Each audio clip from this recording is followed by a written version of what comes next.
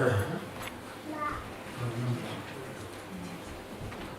in the performance of our devotional service, then we should see that that aspect of devotion, that is the prominent feature.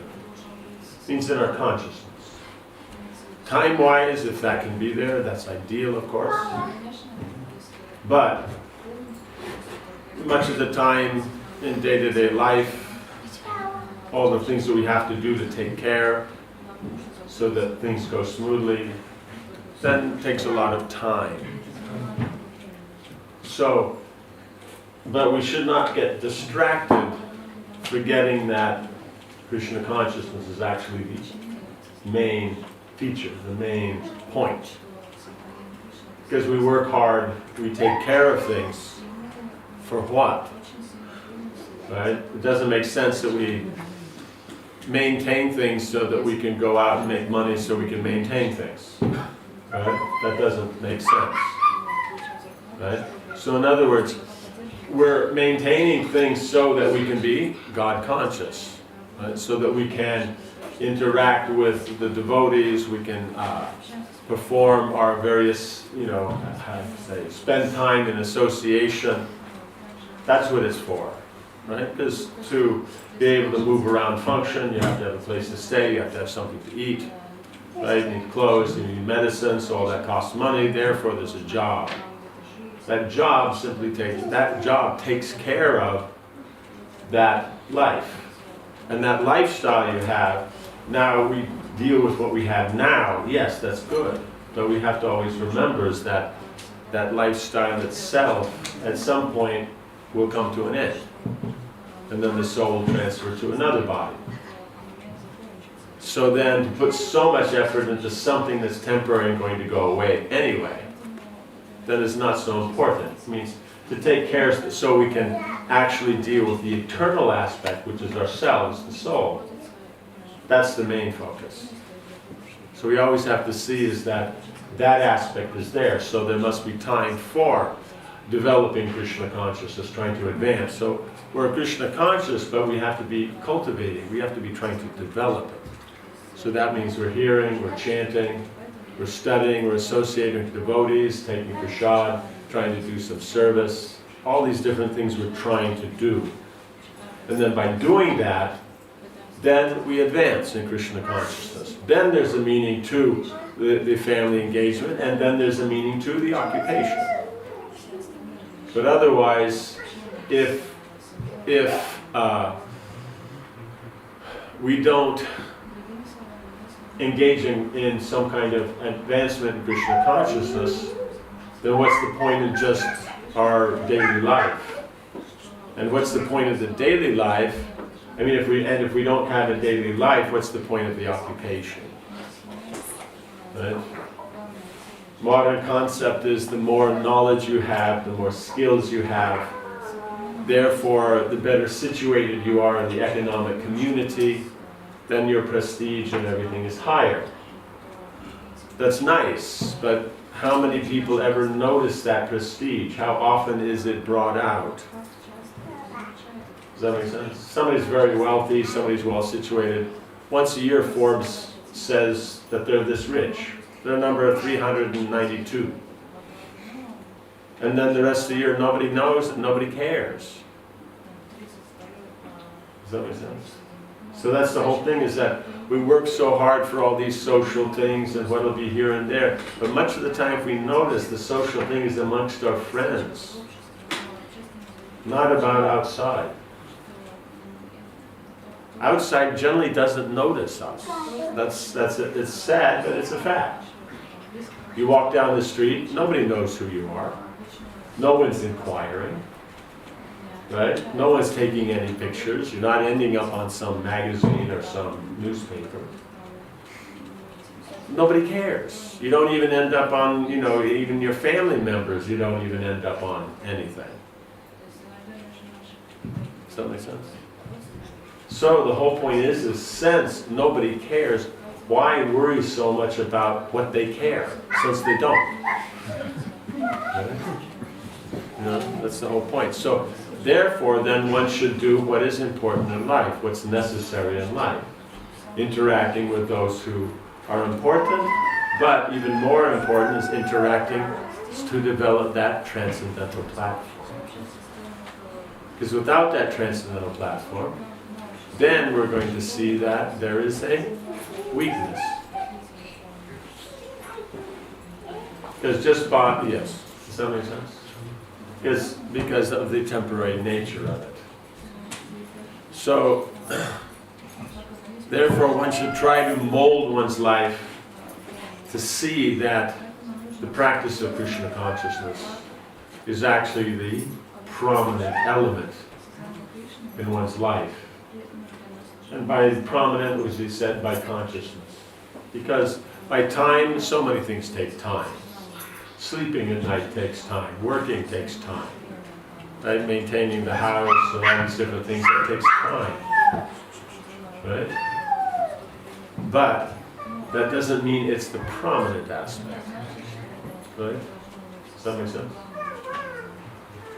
So it's a matter of where you put your consciousness. One can say, no, but all these things are there, we can't do otherwise. You can so easily do otherwise. Right? If something's coming up, some big special event or something, you think about that. You don't think about the work, you don't think about other things. You know, kids when they go to school, there's something happening, they don't even notice school. They're there all day, they do their work. But then they're thinking about after school, then this is going to be happening. Does that make sense? That's the consciousness. So that's what we can adjust to see that we're Krishna conscious, despite how much time everything else takes. So it's not the quantity that's important, it's the quality. So the quality of Krishna consciousness, that's the important aspect. If that quality is there, then even though other things take up quantity, it won't be a distraction. Does that make sense? It doesn't. It's not a disturbance. But we have to actually be aware of it. It's not just going to happen on its own. Right? Nothing just happens on its own. The dishes just get washed just on their own. We don't think about it. We make no endeavor. We sit in the living room, right? And we may have a scientific theory that, by the volume of buttons that we push on the remote and change channels, that somehow or other the dishes will get washed. But there's a good chance that after spending many hours pushing the buttons on the remote and you go into the kitchen, the dishes will still be dirty. Right? Does that make sense? So that's the whole point, is that you have to make the endeavor yourself. You actually consciously have to make the endeavor. But by making that endeavor, since the Lord's within the heart, He being pleased, then these results come nicely. We advance nicely. Because the whole point is that since He's controlling everything, then by acting in such a way that He's pleased, then we advance in God consciousness. Because that's the difficult thing to understand. Actually understanding the material things is not so difficult. We have the we have the ability, we have the capacity, then whatever it is that we want to learn, whatever it is that we want to do, that to that degree it can be done. But that's limited by your conditioning. What kind of mind, what kind of intelligence, what kind of body and senses you have. Depending what that is, that's what you can do. Right? Beyond that, you won't be able to do. Right? Birds can fly, fish can swim. So it depends upon what is that nature. But the soul, his nature, is to be God conscious. That's the natural position of the soul. So the soul, having that position to take up God consciousness, that then anybody in any situation can be God conscious. Right?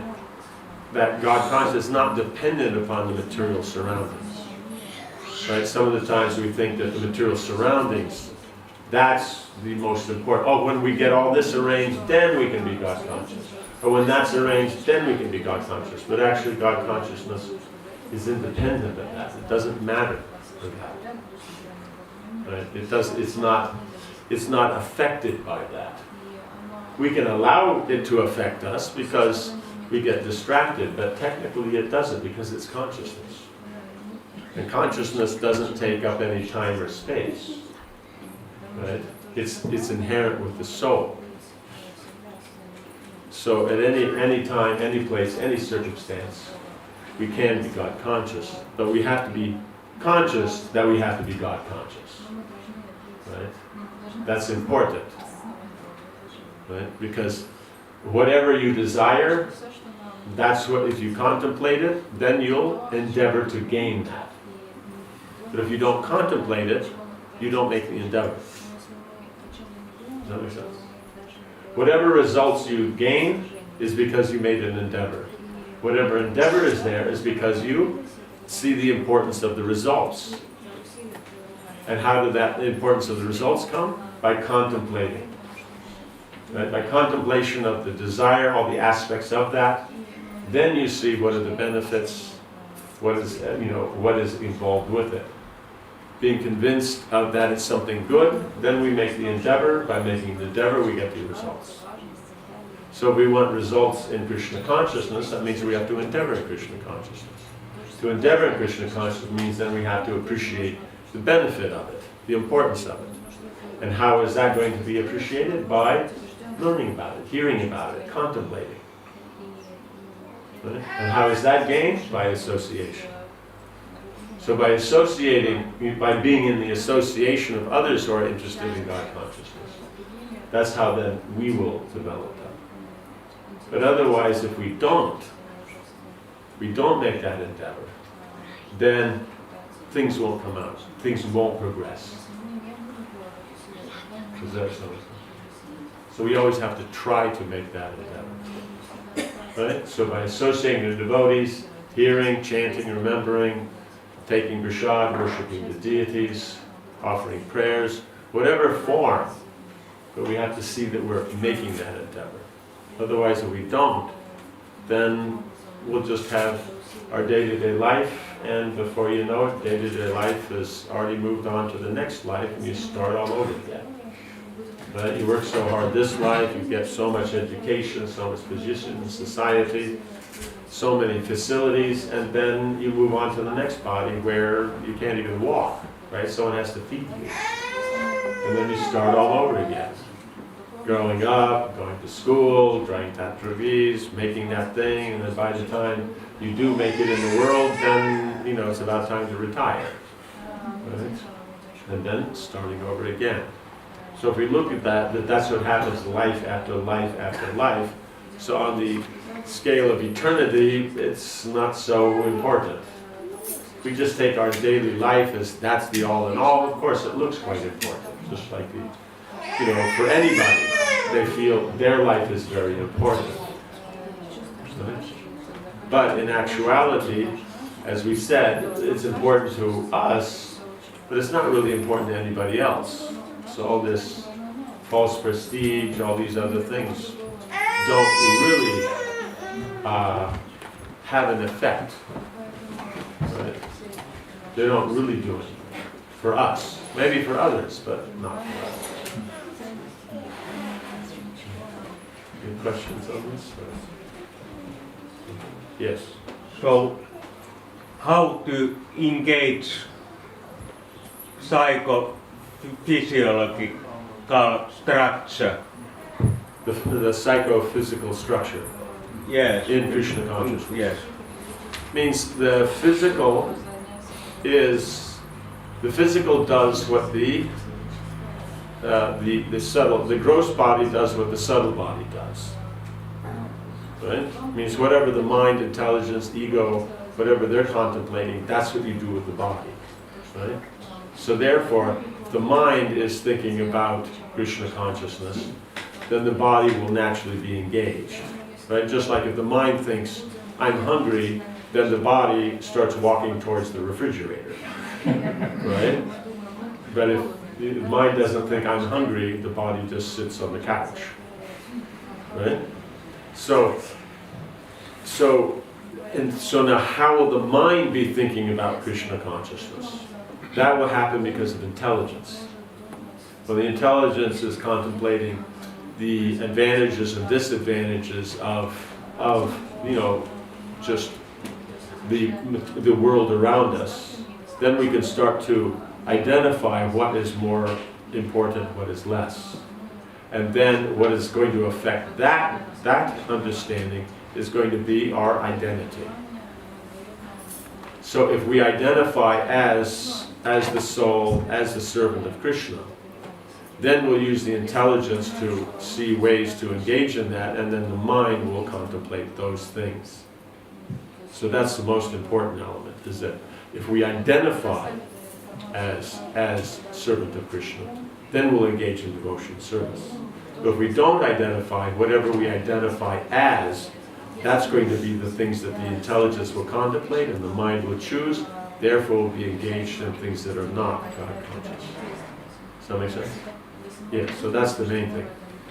Adjust the identity, or our ego, that then naturally makes everything else follow. So it comes from intelligence, this important Yes, thing. from the intelligence we see that it's important to think like this, then we try to apply it. And when we apply it, that's when we start to get the result. But that intelligence comes from associating with others who have that intelligence. So is there different ways, because you mentioned that there are different psychophysiological bodies, different Yes. intelligence, different senses. The basic principle is the same for anyone. It's just a matter of what activities they might do. That'll make the difference.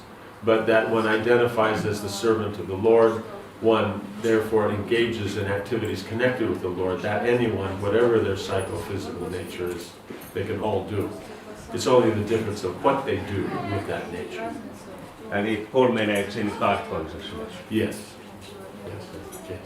Okay? Yeah, very good. Yes. Well, what is the spiritual endeavor? What brings spiritual result? Is that identification? What is spiritual endeavor and what is spiritual result? Is that what you mean? What is the endeavor? Yes, spiritual. What is the endeavor? spiritual endeavor? That spiritual endeavor means that we try to do things in connection with Krishna consciousness.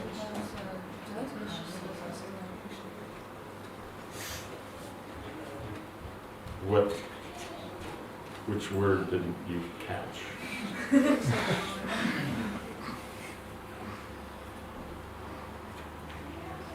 It's remembering or identifying. Any of it means that you're identifying with, that's why you're engaged. See, is by the psychological nature is, depending upon the environment, there's certain impressions you have with what can be done with that environment. So therefore the intelligence will contemplate what and how to do things in that environment, what will be the benefit.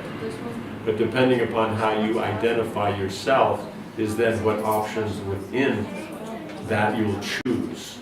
So if you don't identify that I am servant of Krishna, then how will you choose doing service to Krishna in any particular environment?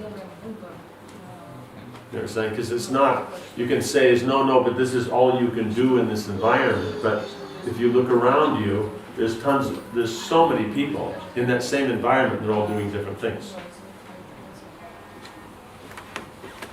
No one's doing the same thing in the same environment you're in.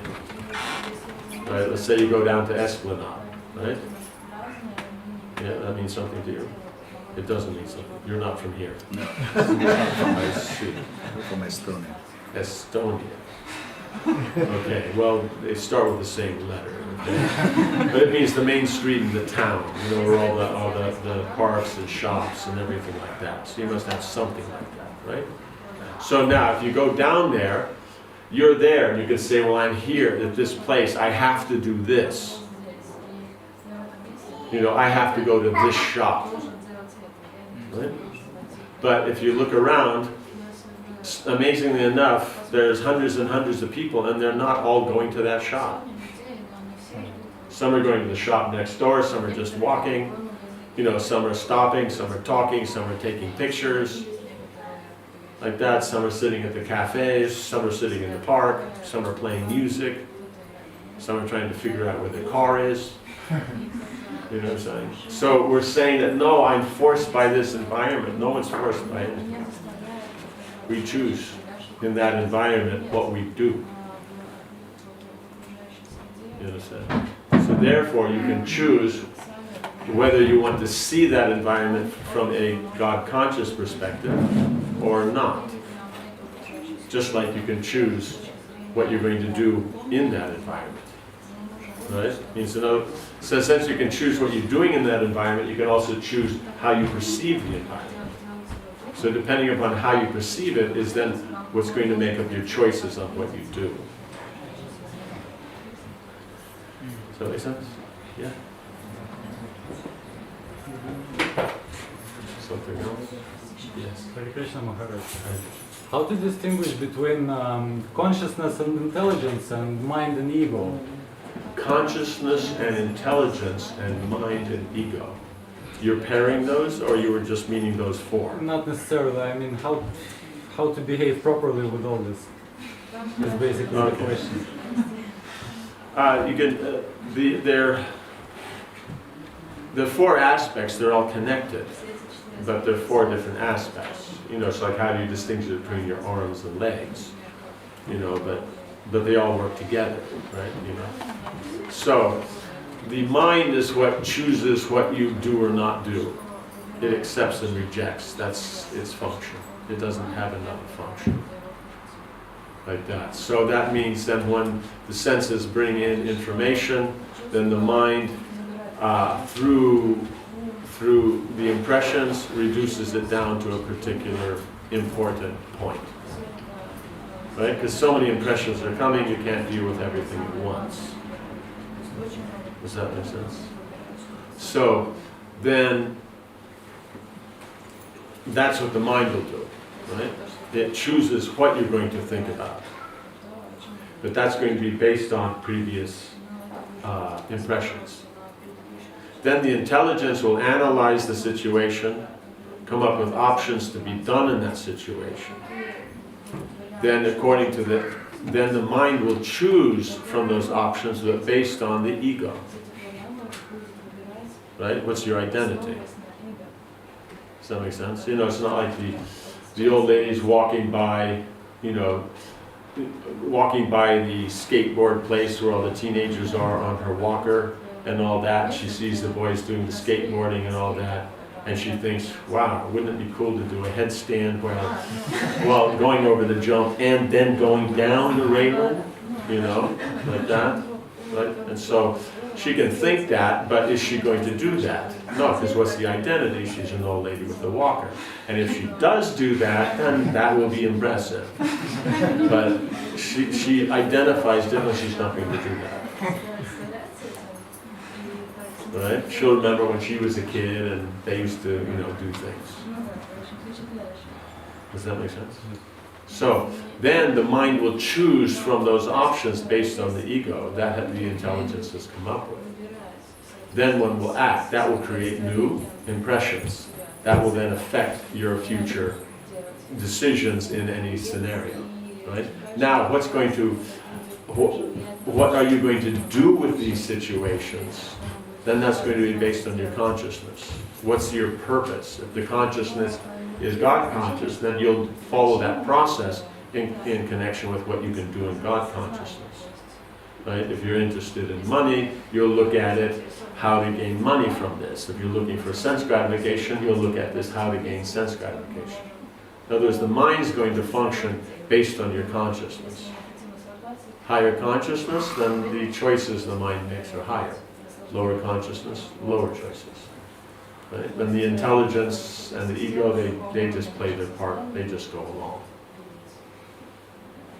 Does that make sense? So, through the consciousness, then, and the intelligence, then you can have, you know, influence on the mind and the ego. Right? Does that make sense? So we're trying to get the mind to agree to change the ego, but that's going to start with our change of consciousness. Right? So intelligence is the mechanical key, but the actual point is association with devotees. By that association, then we hear, we see, we engage, and then that purifies the heart, that brings us to those higher positions. Does that make sense? May I ask one more question? What is the weakest link? What is the weakest link? Our desire. We have to remember mind, intelligence, false ego are dead matter. So it's us, the soul, that actually makes the decision. So our desire, whether we want to become God conscious or we want to remain materially conditioned, it's up to us. So the weakest link is us. So that's why if we spend time in good association, then we get more strength. Does that make sense? Yeah. Thank you. Okay. Yes. Okay. Something further? The same question. The same question. Yeah, I mean, like, why the ego wins in the every situation, most of the situations, Why not? and it tries to win the situation every time. But that's because let's say you're in a situation and you're going to act in that situation, right? How do you know what you do in that situation? Like, let's say we go into the room where the copy machine is, okay? So that means some document is going to be put into the copy machine, and then you're going to print out copies of that document, right? How do you know what you do in this whole operation? How do you identify that? Are you the copy machine? No, the outcome is there, that you'll have that. No, here. Use your brain, don't just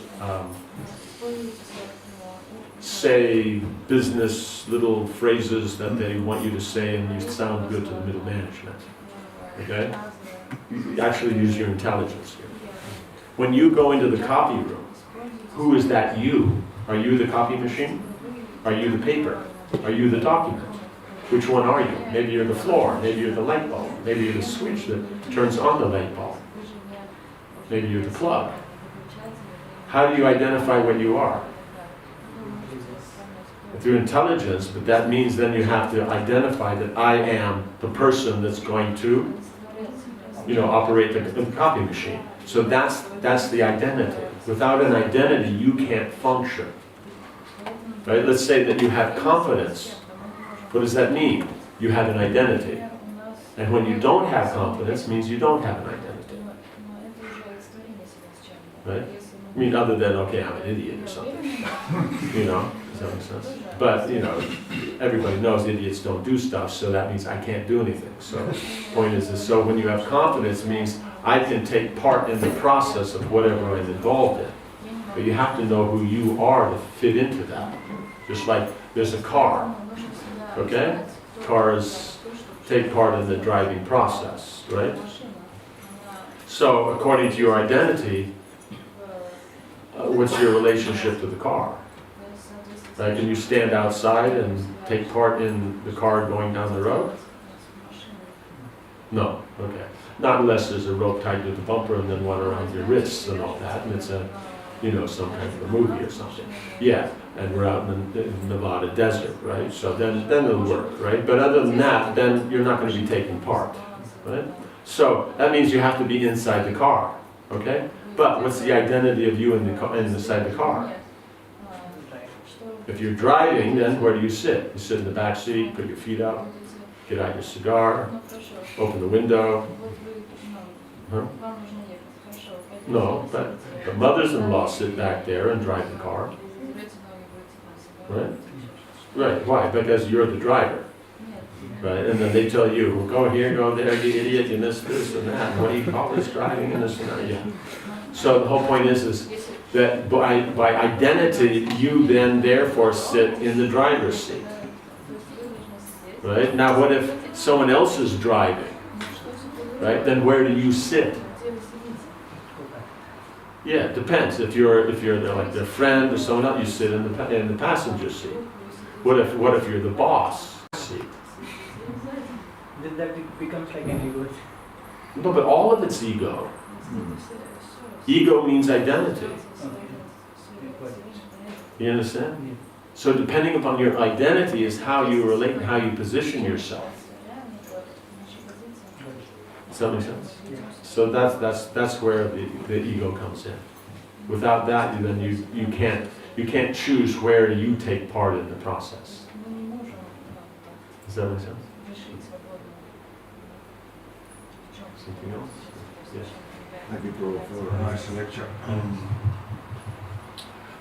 I was thinking about, let's say, like, there's a phrase nowadays, especially like free your mind. So Free your mind. Yeah. Okay. And That means people are charging for their mind, so you should free it, or it's locked up somewhere, and so you should let it out, or I think it's more like, you know, you should be open to research some new stuff. But I'm thinking about this free of mind. That I've been trying to free my mind in that sense that you know, my mind is not wandering into the places it shouldn't go. But I find it much more easier for myself since that I try to engage instead of freeing my mind from desires. I try more like look that I try to engage as much as possible, or at least I think this way, to engage myself in the Krishna consciousness, so then I can, yes. it's more easy to give Yes. up desires, because otherwise it's Yes. very difficult. Well, it's not that you see the concept that you're going to give up desire is not possible. The point is that when we say give up desire, that means give up material desire. Because the mind, all it does is accept and reject. So it has to be accepting and rejecting something. So then it's just a matter of what that's going to be. Is it going to be something material, or is it going to be something spiritual? Right? So if it's spiritual, then where's the space for material? Right? You know, if you're driving somewhere and your car's full, you can't take any more passengers, right? Unless it's a Mini Cooper and you're setting a new Guinness World Book of records, thing, and you only have 17 in the car. Of course, there's room for one more, right? It's like that. So then you're going to, if you're always engaged in Krishna consciousness, then there's no room for Maya. So the point is this: there's Krishna, he's like the sun. There can't be Maya, who's like darkness. Right? Where the sun is, it's light, so there's no darkness. So where there's Krishna consciousness, then there won't be any consciousness of Maya. So that's how the senses are controlled. So when I say free the mind, then just let it wander off, and then your mind disappeared. It's just like how you say, just by your thinking process, then you end up with a lobotomy or something. Your mind has been freed. Why are you looking like that? Because I freed my mind. But it's like that. I don't know. It wandered off that way. I haven't seen it for 3 days. You know what I'm saying? So these things are said to get across a feeling or an idea, but that's the only problem is they're just feelings, and after a while, they don't mean anything anymore. You know what I'm saying? It becomes that they'll become unused, they'll become archaic, because by saying it doesn't mean the same thing, or it'll change its meaning. Does that make sense? So that's yes. So in freeing the mind means we free it from absorption in just mundane things and engage it in elevating topics connected with Krishna consciousness. That will then actually free the mind. So we're also into freeing the mind, and we've been talking about that, forever. So, these concepts, these are new. People are just trying to get into that. Does that make sense? Plus, most likely, it'll be more kind of intellectual, artsy kind of thing. They'll say those things. Probably managers don't say free your mind much. Like that. So, okay.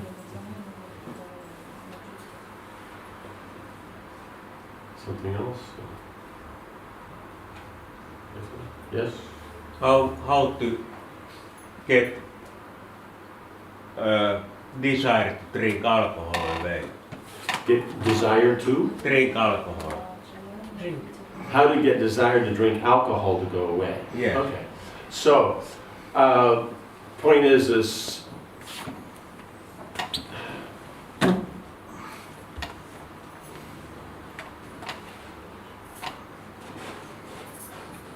alcohol will give a seeming effect or perception change, right? But the actual point is that, is it just the change in the perception, or is it the experience from that change that's important? Does that make sense? I'm trying to understand. Trying to understand, okay. Someone drinks alcohol, the idea is that the problems will go away, Okay. okay? But if in the experience from that is not good, will they consider continuing that? I don't know. Meaning, people do things because of the experience they'll gain from it, not from the thing itself. Right? Does that make sense? Somebody gets a fancy car because of the experience they'll get from the fancy car. The fancy cars, you know, tin and rubber and, you know, other plastic and other things like that. But it's the particular experience that they gain from it's why they get it. Right? Does that make sense? So people will drink alcohol because of the experience they'll get. Right? So it's not the alcohol, it's the experience. Does that make sense? Okay. So the point is, since everything's dead matter, all that things have to be, it becomes dynamic or seems like it's happening because of Krishna entering into these things. So it's Krishna's potency that gives the experience. The mistake is that the person thinks the alcohol is giving the experience, but it's Krishna's giving the experience. So since it's Krishna giving the experience, means you can get that experience by just directly interacting with Krishna. You don't need the alcohol. The same experience. Yeah, means by chanting Hare Krishna, by doing anything, by seeing Krishna's involvement in something, then that's the experience we're looking for. We're looking for Krishna. We think it's the alcohol. Someone else thinks it's, you know, jumping off the... So everyone is looking for Krishna. Everyone's looking for Krishna. They're just trying in different ways, that's all. So as soon as we understand it's Krishna we're looking for, then we don't have to go through so much material difficulties to get that. We can deal directly with that by chanting, by reading, by associating with devotees. So then there's no need of all these other things, unless it's, you know, something like eating lunch or something. You know what I'm saying? But these other distractions, they're not important. Does that make sense? Yeah? Okay. You have something? Maharaj, You have the same question. thank you very much. You mentioned about association and how it's very important. Can you elaborate more of how we can choose proper association? How we can choose proper association. Well, Rupa Goswami mentions like-minded and then more advanced. So it means any devotee then we associate with, but in being close in that, then it's those who are like-minded, which means that like-minded would mean that these same kinds of things or same ways of thinking about things are similar, so therefore you can associate. Otherwise, if you use the words in one way and someone else uses it totally differently, and what you consider a good experience they think is a bad and this and that, hard to actually share experiences in Krishna consciousness. So you do that sharing with those who you find are similar. So that there means you can discuss things and both parties will understand what you're talking about, right? Does that make sense? So like that, that's how you choose. Similar and more advanced. Hare Krishna. Okay? Thank More you. advanced means more thinking of Krishna. That's something. Thank you. Because usually when we engage in our field of activities of our daily life and our occupational activities, then they absorb our consciousness quite a lot, and we become totally dragged into a world full of material things. How to keep their nose above water and stay Krishna conscious in that situation? Means you keep only your nose. If you have a big nose, then that could work. Is that how you say it here, is keep your nose above water? In English we say keep your head above water. A little bit higher ideals. Okay. The whole point is to understand is that there isn't any water. So you understand? Because we think that all these things are something separate, but why does money work? You have a flat piece of paper with some faces on it. Why does that buy things? It has to be empowered. So the concept of money, is that created by the government? No, they simply decide what form of monetary instrument they're going to use. But the concept of money, that's not coming from us, that's coming from the Supreme.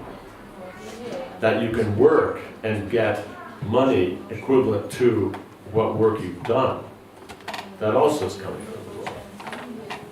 Right? That somebody's going to be organizing that work, because they know how to economically work with the facility to create profit, and we assist that, or we're doing that ourselves.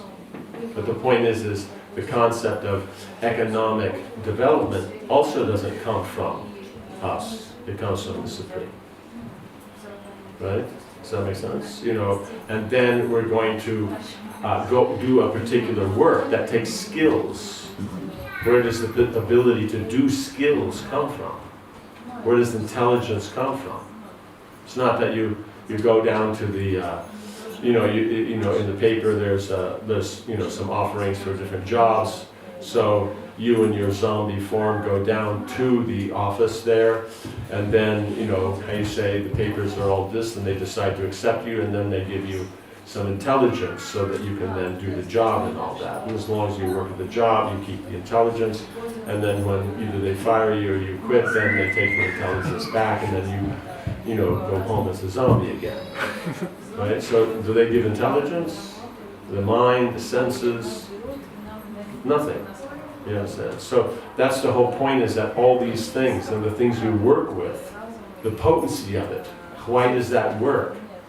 Why does the chair keep you off the ground? Right? All these things, everything, it's all Krishna's potency. So if one is actually God conscious, one can see Krishna in everything you're doing. You're going to work in a vehicle. How does the vehicle function? We can say, well, this and that turns this, and all that kind of jazz. But in reality, it's Krishna's potency that makes it work. Where does the principle come that from every action you get an equal reaction? It didn't come from Newton. He may have observed it, but it means it was already there. Right? That's why an apple fell on his head, only that much reaction had been there. If an elephant had fallen on his head, there would be no Newton's third law. Right? Like that. Pancakes don't make theories. Right? Yeah. So the basic principle is that everything we're dealing with, the potency of it is Krishna, and the bigger concepts of it, as you put them together into things, each little thing is functioning by Krishna's potency, and as you put them together into a car, or a business, or a street, or a concept, it's still all Krishna. So therefore, you keep your head above water because there is no water. It's only Krishna. It's easier to remember in this environment. Yeah. Devotional environment. Okay.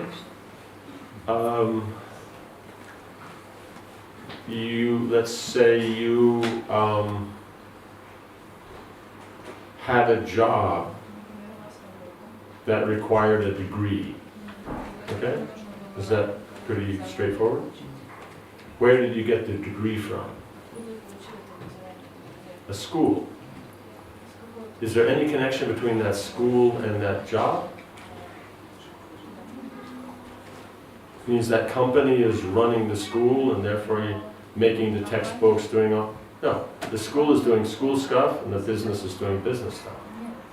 So then according to the position you took, how could you ever apply all this knowledge you learned in school in the workplace because it's a different place? It's because you use your intelligence and you try to apply it.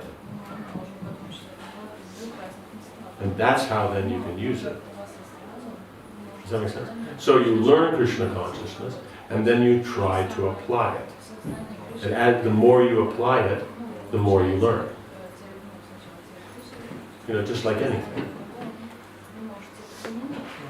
Does that make sense? But you have to contemplate, you have to use your intelligence.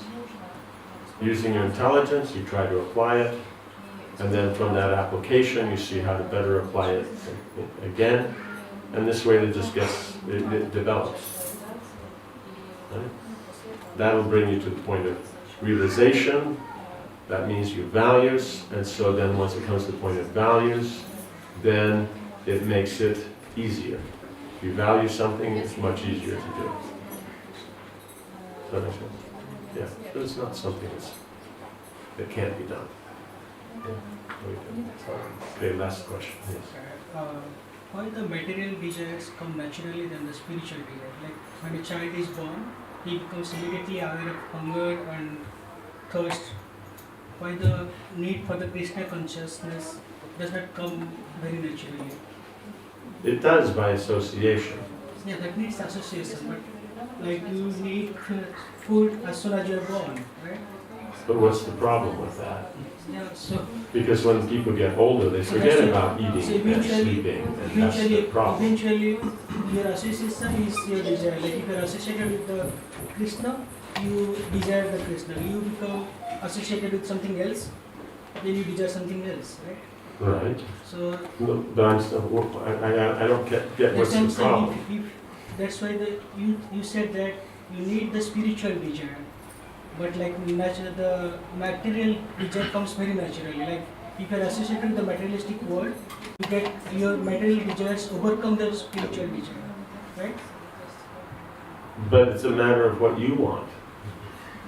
Like you're sitting here in Finland, like that. You were born here? Then how did you get here? You were sitting somewhere in India and you were just overwhelmed with this desire. I have to freeze my butt off in Finland. And you worked hard, got yourself a ticket, flew over here, and went, yes, now this is cold enough. My butt's cold. Right? So the thing is you have a desire, you cultivate it, you make an endeavor for it, and now you're here. Okay, So the point is it's not that it just happened. So everyone need not be the Krishna conscious, right? So whatever they want to be, they can be. Whatever they want to be, they can be. That's why you see so many people in the material world, because they don't want to be Krishna conscious. That's why they're here. But if you want to elevate yourself and solve the real problems of life, means birth, death, old age, and disease, because these, no matter how cold your backside is, they're still going to be there. So that then you have to take up Krishna consciousness. Because then on the platform of the soul is eternal. The soul can then transfer themselves to the spiritual platform. That's eternal. That doesn't have any problem. Well, here, it's cold, you get paid, and then you die. You know? So in the spiritual world it works out a little better. Okay? Yeah, it still needs that intelligence to make this difference. Yes, but that's what association is for. So, using your intelligence, you've come down here, and associating with the people here, then you hear about God consciousness, and then you start to contemplate there's some importance here. And so then you'll start to add it to your life. Right? So like that, you use your intelligence and you get the benefit.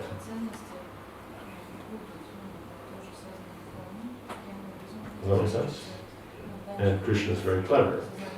You sat in India, ignored Krishna, you fly all the way over here, you become materially prosperous, and you bump into Krishna.